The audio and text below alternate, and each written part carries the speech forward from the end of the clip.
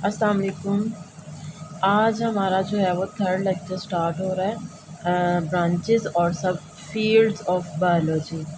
पहले हम लोगों ने पढ़ा था मेजर फील्ड ऑफ बायोलॉजी, जिसमें ज़ूलॉजी, बॉटनी और माइक्रोबायोलॉजी था। अब हम पढ़ेंगे ब्रांचेस और सब field of biology. Biology is divided into different branches to better understand the aspects of life. अब बायोलॉजी जो है इसको डिफरेंट ब्रांचेस के अंदर डिवाइड किया जाता है टू बेटर अंडरस्टैंड, ताकि हम अच्छी तरह से समझ सकें द एस्पेक्ट्स ऑफ लाइफ, ज़िंदगी के पहलुओं को। ठीक है, बायोलॉजी को डिफरेंट ब्रांचेस के अंदर डिवाइड किया जाता है, डिवाइड किया गया है या डिवाइड किया है।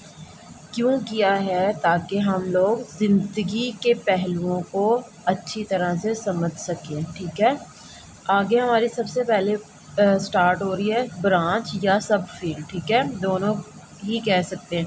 अगर आपको पेपर में क्वेश्चन आता है सब फील्ड ऑफ बायोलॉजी, तो आपने कंफ्यूज नहीं होना, आपने ब्रांचेस ही लिखनी है। ठीक है, अब सबसे पहले हमारे पास आता है morphology. Morphology is the study of form and structure of organisms. अब फॉर्म वो कैसा दिखता है, एंड स्ट्रक्चर उसकी स्ट्रक्चर जिसामत कैसी है। ठीक है, लिविंग ऑर्गेनिज्म की जिसामत कैसी है और वो कैसे बना हुआ है, उसकी स्टडी को क्या कहते हैं? मॉर्फोलॉजी।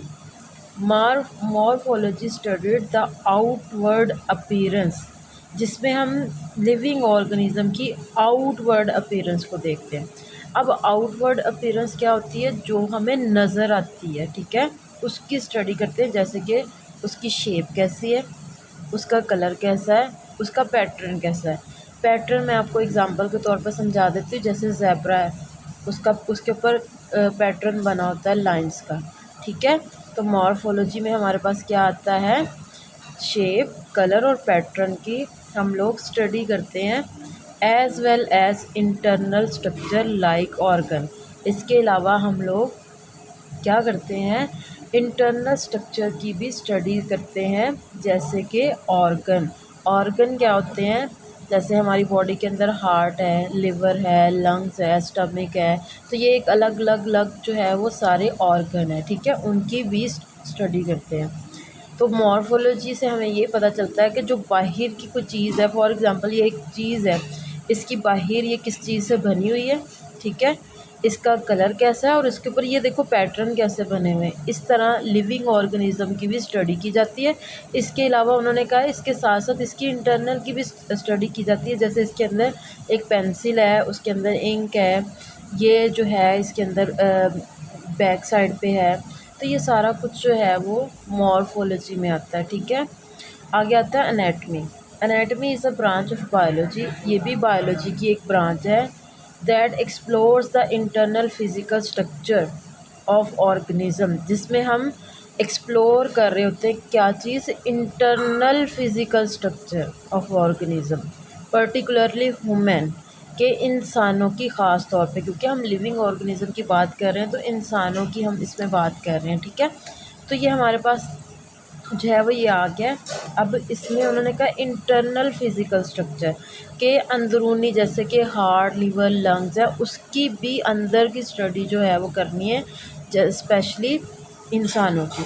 इट हेल्प्स इन, ये हमें मदद करता है किस चीज़ में? डिज़ीज़ को डायग्नोस करने में। जैसे हम डॉक्टर के पास जाते हैं तो वो डिज़ीज़ को डायग्नोस करते हैं।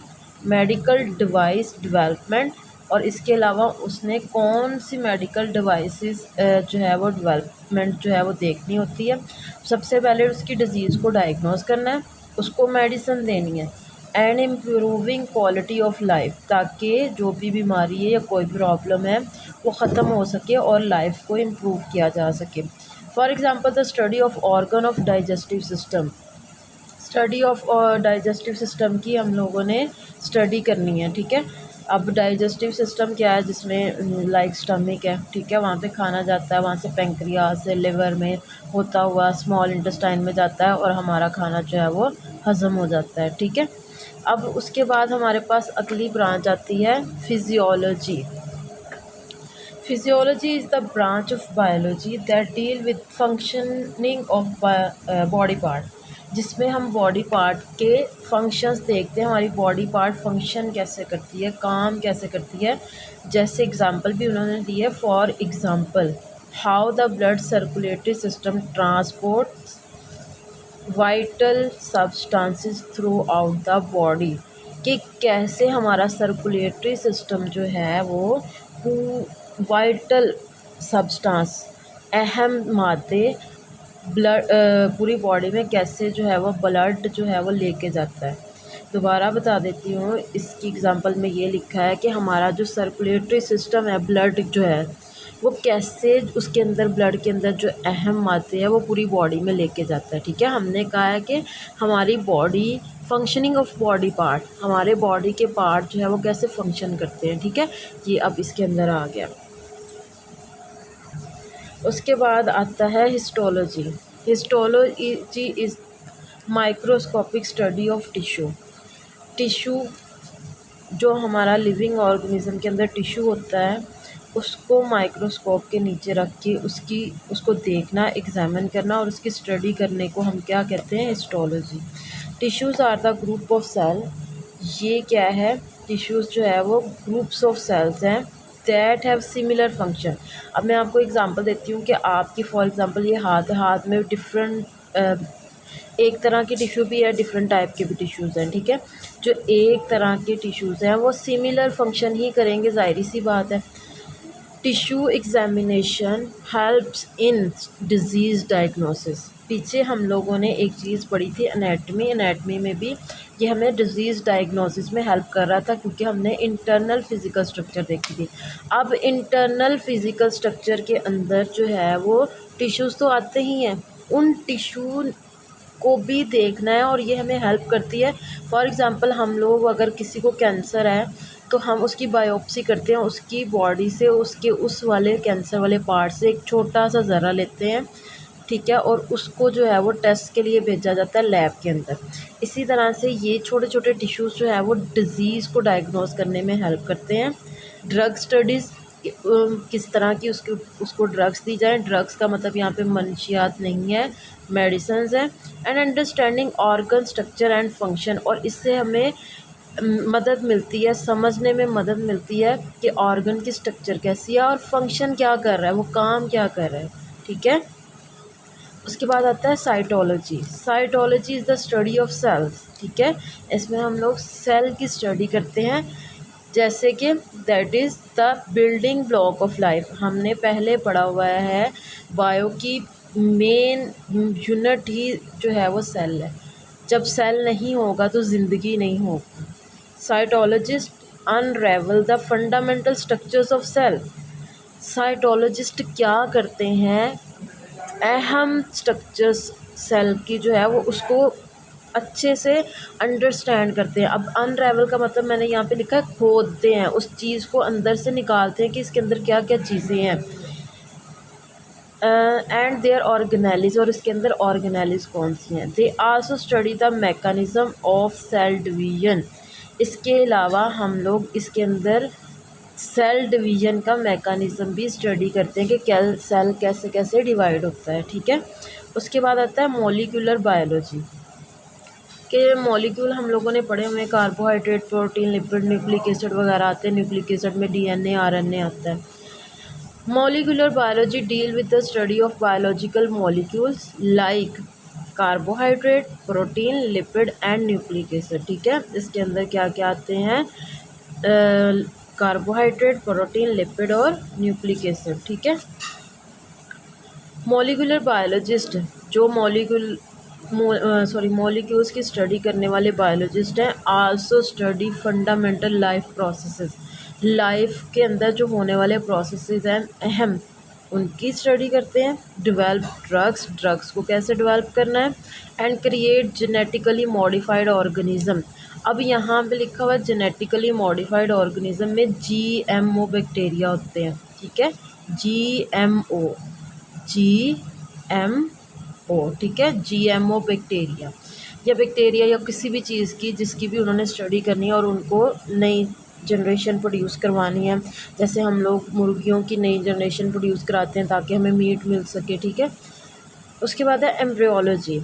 Embryology is the study of the process of development of the organism from fertilised egg. अब इसमें हम देखेंगे कि जैसे एक मुर्गी जो है वो अंडा देती है, वो असल में फर्टिलाइज्ड एग होता है, उसमें स्पर्म और एग मिल के एक जो पूरा एक अंडा बनाते हैं उसको कहते हैं fertilised egg. In this branch, इस ब्रांच के अंदर साइंटिस्ट स्टडी टिश्यूज़, ठीक है, ऊपर हम लोगों ने पढ़ा था हिस्टोलॉजी के अंदर साइंटिस्ट क्या करते हैं, टिश्यू की स्टडी करते हैं एंड ऑर्गन फॉर्मेशन, और देखते हैं कि ऑर्गन कैसे कैसे बन रहे हैं। आइडेंटिफाई बर्थ डिफेक्ट, और ये भी देख रहे होते हैं कि बर्थ के दौरान कौन कौन सी आने वाले बच्चे को प्रॉब्लम हो सकती है या पहले से ही उसको अगर कोई प्रॉब्लम है तो उसको भी देख रहे होते हैं। एंड डेवलप मेडिकल ट्रीटमेंट, और उसके लिए जो है वो मेडिकल ट्रीटमेंट भी डेवलप कर रहे होते हैं ताकि उस बीमारी के ख़िलाफ़ लड़ा जा सके, ठीक है। उसके बाद आता है genetics. Genetics is a branch of biology, ये बायोलॉजी की ब्रांच है that deal with the study of transfer of characteristics from parents to offspring. अब इसमें क्या है, अब जेनेटिक्स क्या है, जब अगर हम एग्ज़ाम्पल लें तो एक पेरेंट्स है, ठीक है, उसके 4 बच्चे हैं और चारों एक दूसरे जैसे नहीं हैं, वो एक दूसरे से थोड़े डिफरेंट होंगे। किसी की आंखें मदर से मिल रही हों, किसी के नोज़ फादर से मिल रही होगी, किसी के बाल मदर से, इसी तरह से जो है वो उनमें थोड़ा चेंज होगा। जो करैक्टरिस्टिक्स पेरेंट्स से आगे ऑफस्प्रिंग मतलब बच्चों में जाती है, उसकी स्टडी को क्या कहते हैं, करैक्टरिस्टिक्स, मतलब कि उसकी खसूसियात जाती हैं, उसको जेनेटिक्स कहते हैं। इन जेनेटिक्स, अब जेनेटिक्स के अंदर क्या है, scientist also study the causes of genetic disorder. वो इसमें स्टडी करते हैं कि क्या जेनेटिक डिसऑर्डर आए, कि कहाँ पे क्या प्रॉब्लम आई है। कभी कभी ऐसे भी होता है कि एक बच्चा अगर पैदा होता है तो उसकी 5 उंगलियां भी होती हैं, तो ये जेनेटिक डिसऑर्डर की वजह से हो सकता है। And develop better varieties of plant and animal, इसके अलावा वो इन सभी डिसऑर्डर्स को देखते हुए नई से नई प्लांट और एनिमल की वैरायटीज़ को बनाते हैं, ठीक है। उसके बाद आता है पैलियोंटोलॉजी। पैलियोंटोलॉजी फॉसल फ्यूल्स की स्टडी को कहते हैं। It is a branch of the biology that deal with the study of fossils, जिसमें हम फॉसल्स की स्टडी करते हैं। अब फॉसल्स की स्टडी क्या होती है, जो पुराने, यहाँ पे फॉसल की डेफिनेशन भी लिखी हुई है, पहले इसको देख लेते हैं। Fossils are the remains of plants and animals that were preserved in rock and other geological formation। fossils plant और एनिमल के बचे हुए हिस्से होते हैं जो कि प्रिजर्व हो गए थे, महफूज हो गए थे, कहाँ पे, रॉक्स के अंदर और ज़मीन के अंदर, ठीक है। जैसे अगर हम बात करते हैं, यहाँ पे डायनासोर के बारे में भी बताया कि आज से मिलियंस ईयर्स अगो जो है वो यहाँ पे क्या है, फॉसल्स डायनासोर्स पाए जाते थे, तो बाद में इनके फॉसल्स मिले। अब फॉसल्स क्या है, उनकी हड्डियाँ मिली, उनके ढांचे मिले, तो वहाँ से हमें पता चल जाता है कि ये कितना पुराना है, ठीक है। तो ये फॉसल्स है। अब इन फॉसल्स की स्टडी को क्या कहते हैं, palaeontology. The examination of the fossil help scientist to know the evolutionary history of organism, जिससे साइंटिस्ट को हेल्प मिलती है कि वो बता सकें कि ये कितना पुराना ऑर्गेनिज्म है, ठीक है। एवोल्यूशनरी हिस्ट्री, कितना उसकी हिस्ट्री पुरानी है ऑर्गेनिज्म की। For example dinosaur fossils provide evidence of giant reptiles.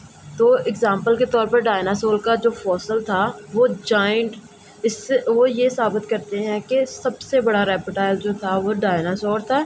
That roomed, जो कि घूमता था, द अर्थ, ज़मीन पर, millions of years ago, millions of years ago पहले ज़मीन पर जो घूमता था वो सबसे बड़ा रेप्टाइल था जो कि डायनासोर है, ठीक है। The oldest non fossil is cyanobacteria, सबसे पुराना साइनोबैक्टीरिया का फॉसल है जो कि 3.5 बिलियन ईयर्स अगो पहले ज़मीन पर रहते थे, ठीक है। उसके बाद आता है taxonomy. Taxonomy is a branch of biology that deal with the classification of organism into groups on the basis of similarities and differences।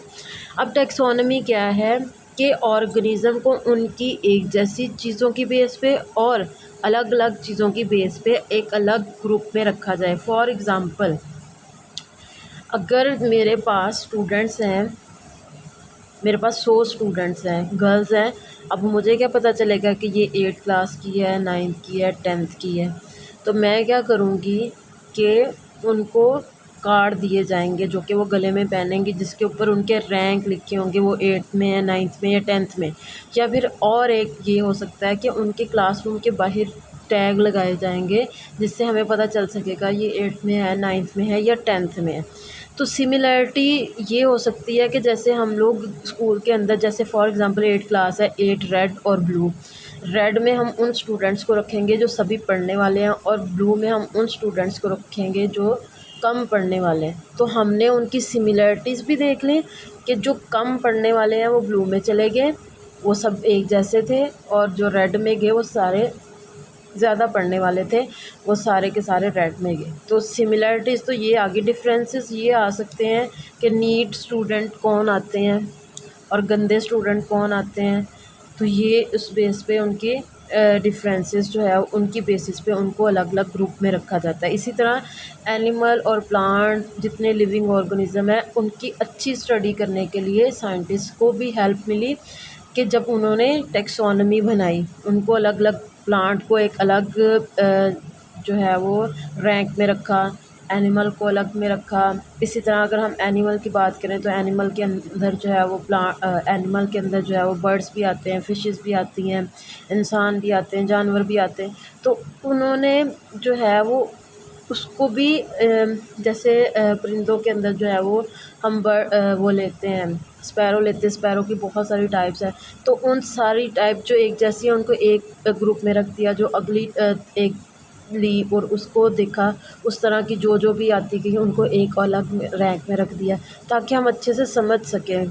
Basically classification of the organism help to organise, ये हमें मदद करता है ताकि हम इसको easily organise कर सकें and understand the diversity of life, और अच्छी तरह से हम समझ सकें कि इनकी डाइवर्सिटी ऑफ लाइफ क्या है, ये कहाँ से आई है, किस मुल्क में पाई जाती थी, किस इन्वायरमेंट में रहती है, क्या खाती है क्या नहीं। तो ये सारा कुछ इसमें आता है ताकि हम समझ सकें, आइडेंटिफाई न्यू स्पीशी, और नई नई स्पीशी को आइडेंटिफाई कर सकें, एंड स्टडी एवोल्यूशनरी रिलेशनशिप, और देख सकें ये पीछे जो लिविंग ऑर्गेनिज्म आए थे, पहले रहते थे, उनके साथ इन नई वाली स्पीशी का क्या ताल्लुक़ है। तो ये असल में टेक्सोनॉमी है। एक हमारा ऊपर रह गया था ये box, the human body contain over 30 trillion cells, हमारी बॉडी के अंदर 30 ट्रिलियन सेल्स हैं।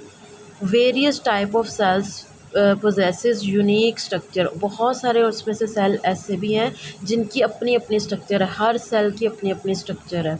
तो ये आपसे एमसीक्यू पूछा जा सकता है, तो इसको भी देख लीजिएगा। आगे हमारे पास आता है ecology. Ecology is a branch of biology that deal with the relationship between organism and their environment, कि लिविंग ऑर्गेनिज्म का अपने इन्वायरमेंट के साथ क्या रिलेशन है, इसको कहते हैं ecology. Ecology helps to conserve biodiversity, कैसे हेल्प करती है इकोलॉजी कि बायोडाइवर्सिटी को कंजर्व किया जाए, बचाया जाए, एंड एड्रेस इन्वायरमेंटल इश्यूज़, और इन्वायरमेंट के अंदर क्या क्या प्रॉब्लम आती है उनको देखा जाए। द फूड चेन, अब फूड चेन क्या है, जैसे प्लांट है उसको जानवर खाते हैं, जानवरों को फिर इंसान खाते हैं, फिर उसके अलावा ये एक फूड चेन है कि सबसे पहले एक चीज़ है उसको दूसरी चीज़ ने खाया, दूसरी को तीसरी ने खाया, तीसरी को चौथी ने खाया, इसी तरह से एक पूरी चेन चलती चली जाती है, तो उसको कहते हैं food chain. For instance illustrate the interconnectedness of the organism for energy and nutrient, और ये सारा कुछ क्यों होता है, ताकि हमें एनर्जी ऑर्गेनिज्म को मिल सके और न्यूट्रिएंट मिल सके, ताकि हमारा रिलेशन इन्वायरमेंट के साथ बना रहे। ठीक है। मेरीन, ओशन के अंदर रहने वाले बहर जिसको कहते हैं, उसके अंदर रहने वाली जितनी लिविंग ऑर्गेनिज्म है उसको कहते हैं marine biology. It is a branch of biology that deal with the study of life in ocean, के इसमें हम देखेंगे कि स्टडी करेंगे लिविंग ऑर्गेनिज्म की जो कि ओशन में रहती हैं। It helps to understand ocean biodiversity, ये हमें मदद करती है कि हम लोग जो ओशन के अंदर लिविंग ऑर्गेनिज्म या बायोडाइवर्सिटी रहती है उसको हम समझ सकें, डिस्कवर न्यू स्पीशी, नई स्पीशी को डिस्कवर कर सकें, and address marine conservation issues, और मेरीन के अंदर रहने वाले लिविंग ऑर्गेनिज्म के जो इश्यूज़ हैं उनको कैसे बचाया जा सके।